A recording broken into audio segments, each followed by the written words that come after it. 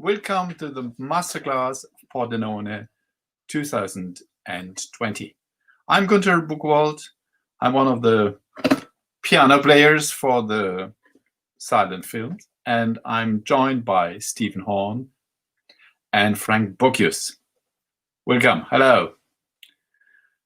We will discuss today the aspect of instrumentalism, multi-instrumentalism, because as you heard, I'm not only playing the piano, but sometimes the violin. And it happened to me that after my shows, people come and ask, where is the violin player? Oh, yes, he was lost. No, I was playing it myself, the piano. Stephen is playing other instruments. Can you just make the list of what you play? You're muted. Yes, I play flute and sometimes accordion, and also anything that has a keyboard. So glockenspiel, xylophone. It's an easy way to cheat. It's a difficult way to travel, anyway. Yes, that's the only problem. Yeah. And we have Frank with us. Can you explain what you play? You are muted. Frank, you are muted. Muted. Yes, I didn't find the button to unmute myself. Now I'm here. Hello. You're the loud one. Okay. I'm a drummer and percussionist. And so therefore, I always play a lot of different instruments. And for me, it's more a question of choice. Because as a percussionist, you have the problem if you play little percussion instruments, you always have to take them and put them back again, which takes time, and which if for silent film means you are always late with the action, or you have to wait for and you can't play something else. And I also play vibraphone and marimbaphone, and so that's also a problem, because with a vibraphone you have to stand up, then you need light, you have to pick up mallets, and so yeah, it's always a question of how I arrange the instruments. But that's the same for Günter. But no, not for Günter. It's much easier to pick up the violin, I think, in between, as I saw. Yeah. Yes, it's as I told, I started in '78 to play for silent films, and I think in '83 I asked the violin player to join me. And why? Why did I ask him, or why did I found a little trio quartet afterwards? It was because I saw in so many films was a jazz band or a violin player solo playing whatever. And as I started as a violin player in my youth, I thought I can do it myself, partially, not all the time, but on the moments when I see a violin on stage. And it was kind of affected. We can discuss the advantages of the different instruments. How do you see the difference? When do you use an accordion? When do you use to play the flute? Even. Well, obviously it changes from film to film. Like you, for several years, maybe even 15 years, I just played solo piano for silent films. And I have to give full credit to you, Günter. It was basically I stole the idea from you the first time I heard you incorporate violin along with the piano. It was undeniable that it was, as much as I love solo piano accompaniments, and I will be an advocate for that, it was just very special to hear a different sonority coming into an accompaniment. So that got me to think, I used to play flute. I hadn't picked it up for about 15 years. So in terms of when I choose to use it, my playing on the flute is quite limited. So I tend to use it for atmospherics more than anything. I can't really play like comedy on the flute. I'm sure someone could, but I can't. But I use it for atmospherics if there's a change in the visual quality. Sometimes tinting and toning can be the cue. In terms of accordion, sometimes like the violin, there's a literal accordion on the screen. Or if there's a scene which you might be evocative of an accordion, like a scene in a bar, even if there's not one on the screen, then that can work very effectively. I must admit that I started to use the violin when I was invited for the Berlin Festival in '84, and I felt my piano playing is not the best one, still not the best one.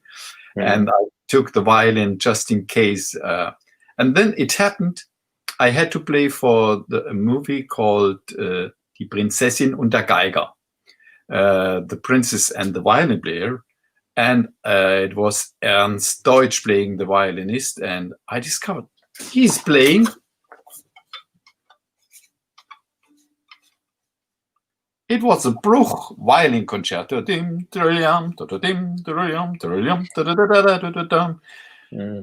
I started in my youth. I started the concert, and then I was not sure about so I asked a violin player of the Berlin Philharmonic to give me the violin part for the afternoon show.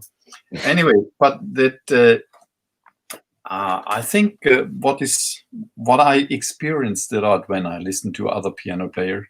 The piano itself is a kind of neutral sound. We can do everything on it. And sometimes for the ears, it's relaxing to have another sound, not this repetitive. And we can produce with the flute or with the accordion or the violin, I'll show you different sounds. By example, we can, on the piano, it fades away. The violin can start slowly, and piano, we can make a crescendo.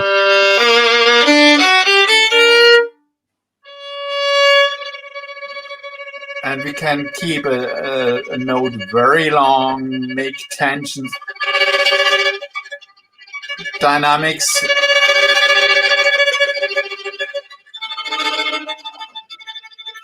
Now I have one hand free to play on the piano.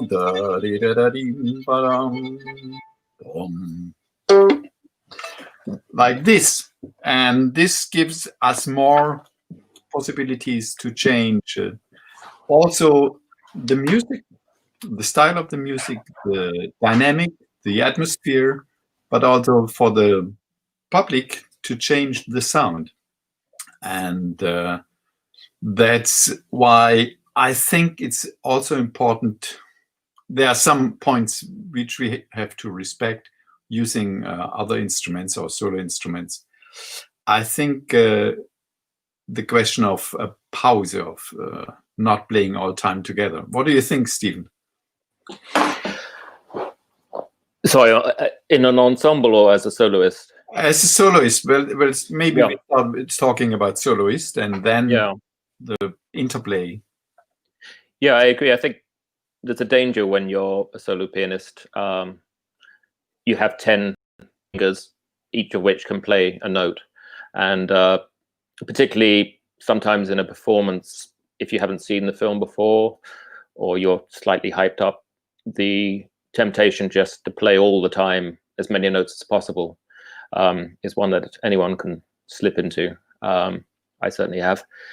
And I think it's, as you say, it's very restful on the ear to suddenly hear both a change of sonority, but also just a single line, a melody line. It can be very effective dramatically.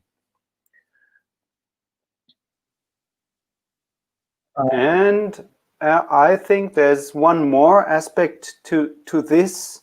the violin, like the flute or any wind instrument, is a voice-like instrument. So you can the what you call sonority, but and same thing like Günter pointed out, you can modulate one tone very intensively, very it has a lot of feeling in it, but it's not the voice, because the voice, as we all know, is a bit dangerous in silent film, or can be dangerous, because it's capturing so much attention from the audience, because the voice is so directly interfering with our reactions. And so violin, flute, and trumpet are a bit more neutral. I agree. But still have this possibility of modulating feelings much more.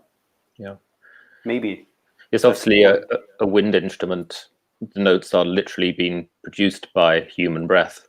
So it can be a good stand-in for the human voice. But for me, even more so, the violin. The same thing for me. I don't know quite why, but there's something about the sort of alchemy of the way the skin touches the string that and with vibrato and stuff like that. It's interesting that the first time you and I played together, Günter, I think was for this Chinese film in Bonn. I don't know if you remember. And it was a film that had a musical track originally that was lost. And right in the middle of the film, there was this 5-minute sequence, which was obviously a Chinese song with a singer, just a held camera, 5 minutes where the woman was singing into the camera. And it was interesting. We used the violin for the stand-in for the voice there, not the flute. Well, generally spoken, all instrumentalists are trying to bring a voice or like singing on the instrument. Which is maybe which is easier for a violin or a flute or oboe or even accordion to play a single note. In the piano, as you said, we always have 10 fingers, and maybe we have to use them all. And well, that's a huge range of possibilities. Maybe it's too early to speak about the dangers. Can we have some more positive aspects of it concerning using other instruments? Because in silent films, there are a lot of, in the movies, you have pictures of or images of musicians playing. Yeah, maybe my situation, or do you ask Steven first? Yeah. Okay, so for me, as a percussion player, I have, first of all, the very obvious side. If there's an on-screen drum, it's nice to play it.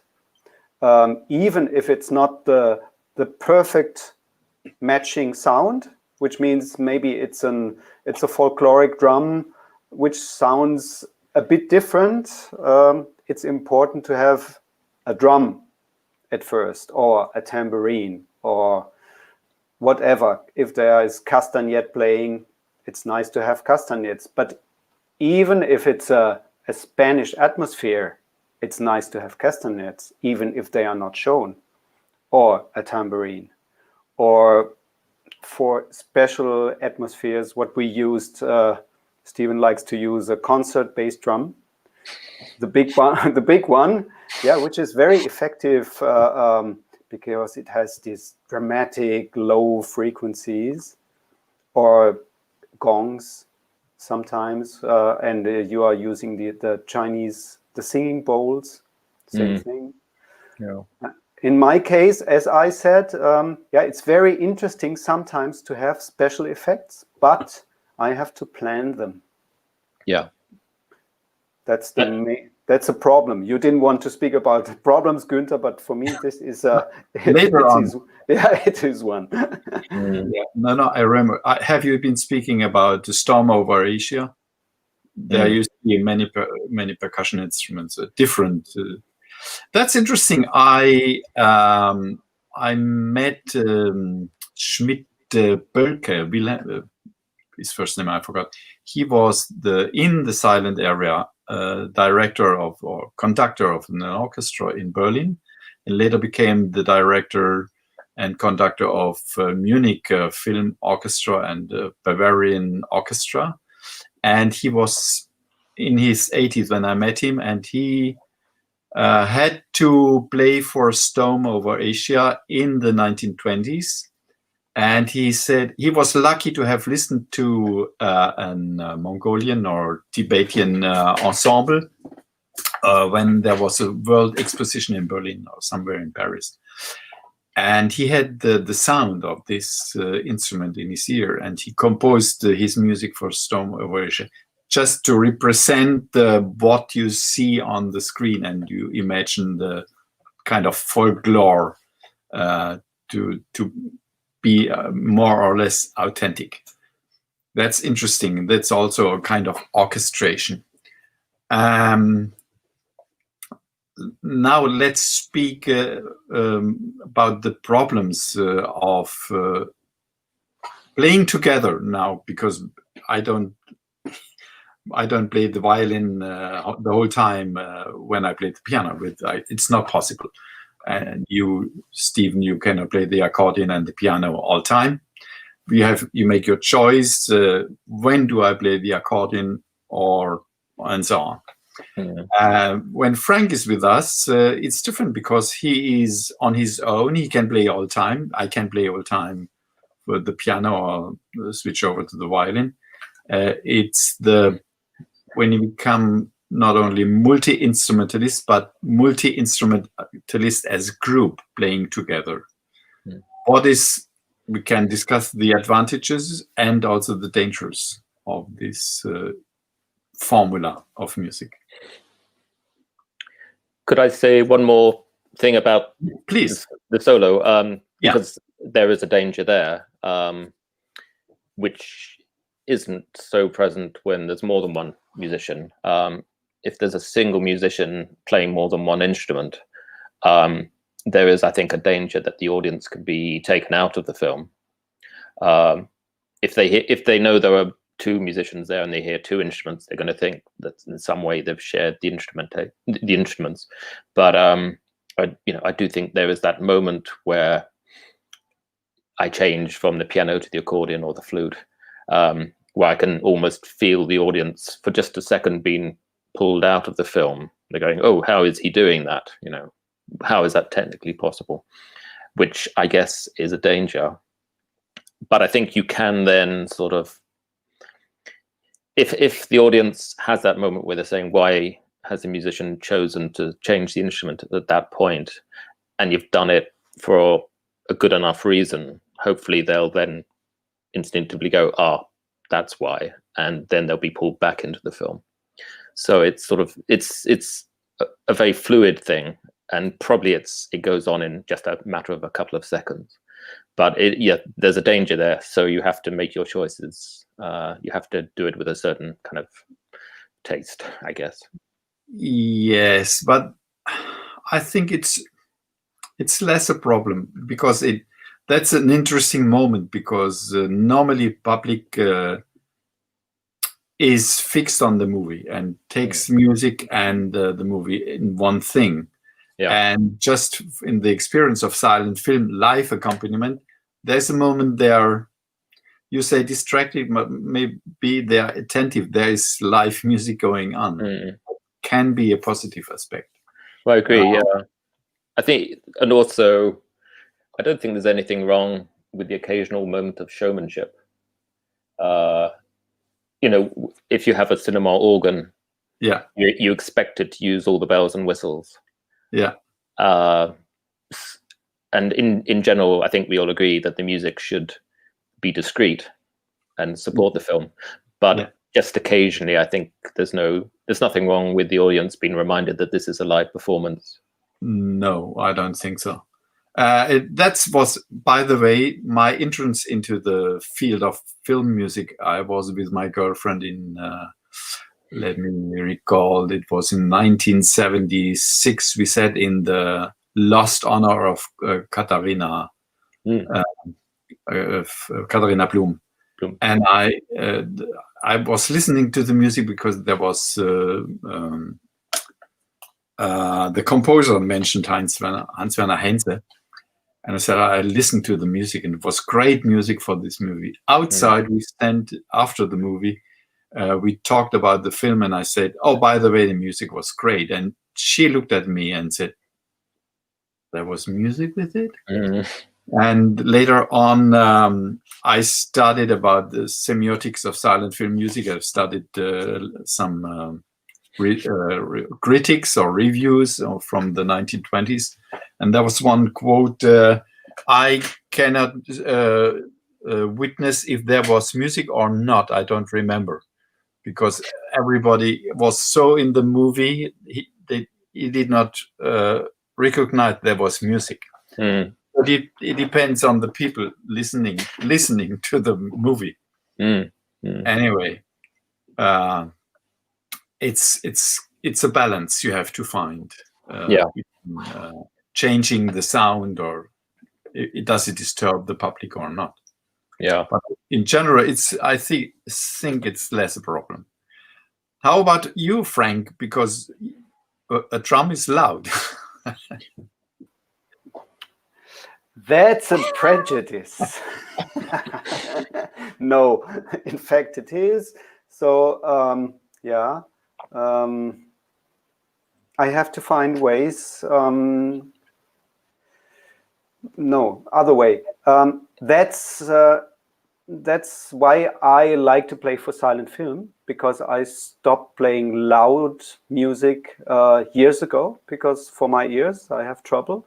So I found a perfect way in playing this kind of, let me put it like talking percussion, because playing for a silent film is, we always have to, how did Donald say it, narrative music. And I like that very much. And drums work fine for it. So I play with hands, with fingers, with brushes, not only with sticks. And it works fine, I think. Sometimes it's too loud, as you know, Günter, because it's not an acoustic guitar. But I try my best. Yes, that's where you have the African name for the talking drums, isn't it? So you can talk on drums anyway. Yeah. You have this special instrument which you put under your arm, the little drum, which you compress the strings so it goes up and down. And that's the talking drum instrument. By the way, they have a language on it. Have you heard it? Yeah. There's a drumming language. They can bring me 2 beers like yes. After the show. No. Anyway, how is it? Let's discuss a little bit the interplay when we play together in a duo or sometimes in a trio. I can tell you something about that. How is the experience? How is it for myself when you join my duo, my group, my quartet or quintet, or we even improvised on a nonette, I remember. I think sorry. Yeah. I think for a percussionist, the most interesting thing, many of us come from the jazz or classical field. So when you come from the classical area, you miss written material. When you come from the jazz field, the main problem is that you start a rhythm and you think, okay, it's going, but it's not, because we are playing for the film. So you always have to be prepared to stop or change.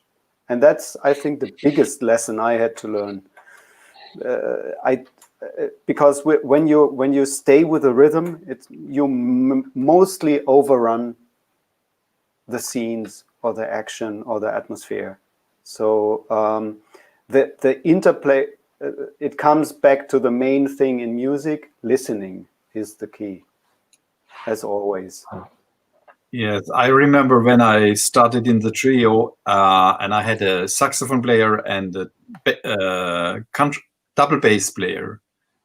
And one day the double bass player said, Günter, it's difficult for me because your left hand is always in the bass and I have no place. And then whenever I play with Wolfgang, I take my hand from on the keyboard and say, the bass, it's for you. I have give you the space. So let's talk about a little bit about giving space and to orchestrate the music. I think it's very important if you have more than one musician. It's a bit like the pianist not always having to use all 10 fingers. If you have 2 or more musicians, there's no reason why you should all play all the time. You should work out what are all the combinations available to you, including solos. And you should always try and incorporate solos into an ensemble accompaniment as well, if possible. Yes, I think going from a solo pianist to a group means you are somehow the leader of the band, and somehow you have to think more than the other ones because you have to give space for the other instruments. You have to learn this. I had the experience playing a long time together with the famous pianist. And after 5 years, he said, "Oh, I start to recognize what you are doing because I'm so occupied with my hands, and I hear your violin playing. But to make a rest myself and to give space for you, it's very hard." And I listened recently to a duo where there was a brass instrument. And it was very nice played, very good improvisation. But he played the brass wind instrument, played the whole movie. So it was kind of overdoing. I think if there is a law for a solo instrument or additional solo instrument to the piano, make your place where you play and make your pause, because a melody instrument like the violin or oboe or trumpet is very dominant compared to the piano. So make your bow, make your pause, and then continue after. How is it for you, Frank? Your job is to be attentive all time, and how did we manage to work together? I think as a drummer, I come from the jazz field, so I'm trained to accompany and listen. That's very helpful, first of all. And then there are different systems. When I play with an unknown a colleague whom I have never played before, they are mostly leading, and I follow. That works. Even if a group is bigger, like you did, Günter, with this very big group we had years ago, like 10 musicians on stage, somebody has to lead somehow. But it's also like we do, or with Stephen, when we get to know each other better, we trust each other. Not only we like each other, but also we trust each other, and that helps a lot because especially the piano player maybe doesn't fear that there will be emptiness or no sound or a wrong sound coming from the other instrument. So if you have this kind of trust and rely on your colleague, this is much more, could be even more interesting, because the interplay is then very open, and as Stephen said, more solos, more ideas from all, in this case, all of the musicians. Everybody can bring in ideas. Can be interesting, but it's not easier. I think we can discuss the use of a drum in a special way, I think, because it's a special instrument. Not only that the drummer in general has to prepare even better than the piano player, because he has to get every shot and blah blah, zack zack.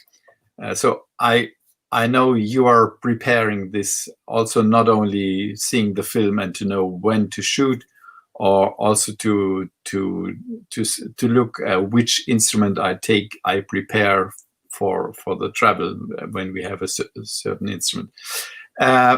What is special with the drum is you mentioned jazz, and that's a good base for improvisation. But as you said, keeping the rhythm all time is not useful because we have to be flexible. How do you manage the interplay? That's what is the surprising, maybe?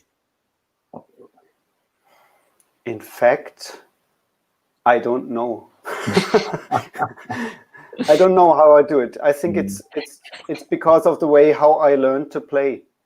Yeah. The key was always listening. So that's what I do. I think one of the ways in which Frank is exceptional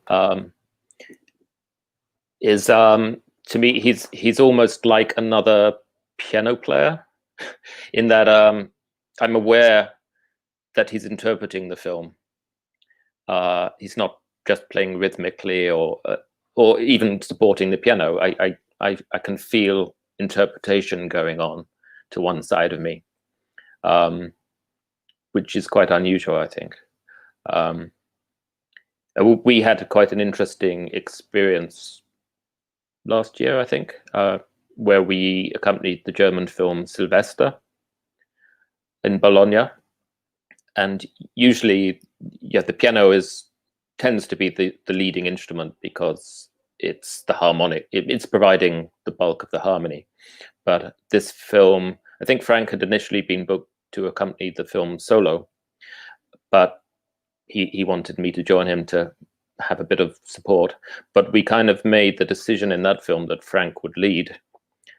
And it kind of worked because that film is full of very fast cutting that is really quite unpredictable.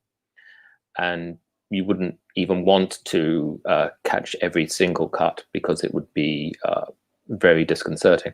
So I think, if I remember correctly, we made the decision that Frank would lead on which of the cuts, which of the edits we would follow and which we would play through. I hope I'm not misrepresenting the experience, Frank. No, you're completely right. It made a completely different impression. Yeah. I mean, I was heavily stressed to admit, but it was very interesting in the end. As you said, I don't like to play solo drums for a feature film. I think I always have the impression the audience is bored after a while, and I'm bored too with the sounds myself. So I was lucky that you joined me. But it gives a completely different texture to the whole thing. I mean, with Günter, as we did it for the short film this time here, for the Czech one too, and I think it worked fine. But it was like 10 minutes. That's okay. Therefore, coming back to Günter's question, I try to interpret, but I also have to be aware if there's already an interpretation by you or by Günter going on. Yeah. I cannot go against this. So it's a very, very delicate situation. But we will adapt to you as well. Sometimes it's a floating musical equation. Like I said last time, I think we swim with the film. So we have to find ways in the water which makes interesting waves for the audience. No, I think preparation is very important, or to have a kind of preparation. You need not to rehearse, but to prepare for the film. Now, I said when I started to play with you, my advantage is I don't have to serve every in a slapstick to serve any fall down and every action, because I know he is knowing the movie as good as myself, and he gets the hits at the right moment. I don't have to do this also. And I can focus more on melody, more harmony, or whatever. What is interesting, and it's maybe a recommendation for any drummer coming from jazz, is to learn not to play in 4/4 bars, 4 bars, 4 bars, to make it regularly. That's, I think, is for me the first law, the highest law, not to play like a metronome. And that's why I surprise Frank sometimes with irregular rhythms or changes, and I'm proud he's managing it very well. But you have to prepare this with an unexperienced drummer, because I think even when I play solo on piano and I have not the violin to change, I in between the movie while playing, I say, stop playing in the metronome, because one time started, it's like a loop, and it's a danger of any kind of film music, because you are so occupied in the piano. I said it's a repetitive instrument, and to make long notes even on the piano, to make pauses on as often as possible. Stephen, Frank, do you have other laws in this way? Some recommendations, whether how to start to play in the group, or what dangerous or what is positive? Some laws of what you follow while playing, or interpretation of a movie. I don't know if I have laws. I for a long time I was very scared of doing what you were doing, Günter, and other musicians like Neil, on a regular basis, which was to play improvised or semi-improvised accompaniments with other melodic instruments. It was one thing to play with percussion, but I couldn't quite see how you would manage to improvise with 2 melodic instruments, 2 harmonic instruments. And I still haven't done it that often, but you know, I'm kind of finding a way to do it, I think, particularly with you guys. I think that's where maybe a cue sheet comes in very handy, or a cue sheet approach, which I wouldn't tend to use as a soloist, or with percussion, so that you have you've watched the film together or separately, but discussed it together, and you come with maybe even just one piece of notated music, or a handful, and you can dot those around the film, so that if ever you get lost harmonically, you can sort of come back to that. Good point, and I think it worked very well when you have 2, 3 tunes. I remember we were in it was Sacile, I don't know, it was already in Verdi again, and we had a sextet for Chicago, and I had prepared 6 tunes playing with the movie, and then we made our choice when to use it. Or I think was Neil Brand was playing the piano, and he said, now number 1, now number 5, now we switch over, depending on the situation, and then we could improvise on this. I remember, Frank, this experience with the 10 musicians. We had 8 Freiburg musicians with whom I already had played for silent films, and we had a special guest, Markus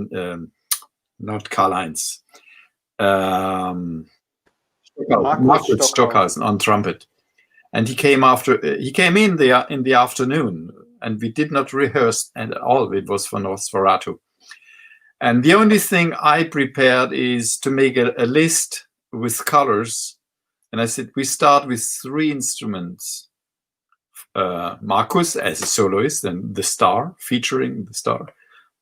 Piano, and I don't know, was it I think the double bass. And then after 3 minutes, we changed to the 3 saxophones we had. And so I made the plan for the whole movie. And I said, we try to manage to get the half. And if it works after 20 minutes, well, we'll be fine.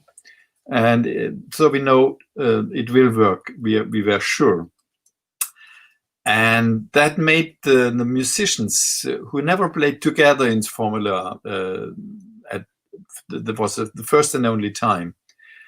And everybody had so huge ears and was listening to the other one. It was like a composition.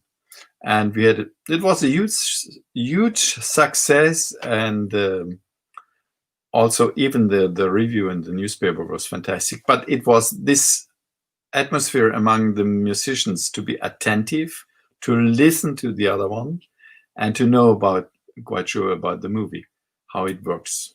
But as Frank said, there was I was the leader in that case, and I guided it a little bit. But it works. So we can maybe only encourage people to try this. First, get experience on the piano and playing for many films, and then have an idea of instrument. Even playing the piano means sometimes you can imagine it's a cello playing or a flute is playing. You don't need to have the flute. It would be nice to have it, or we can play it. But to imagine to play the flute, here plays the violin, or here I'll have a double bass or drum playing. And then you are joined by friends and other musicians, and you work in this direction. I'm speaking now a little bit solo because we have still 2 more minutes to go. And Frank and Stephen, I invite you to add something to my words. Stephen, do you want first?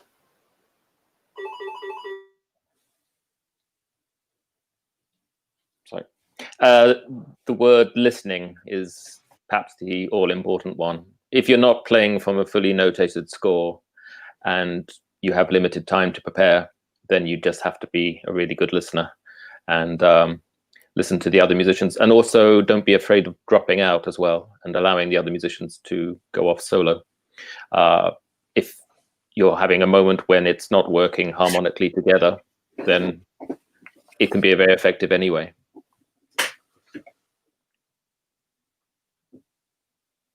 Yes, Frank, you are.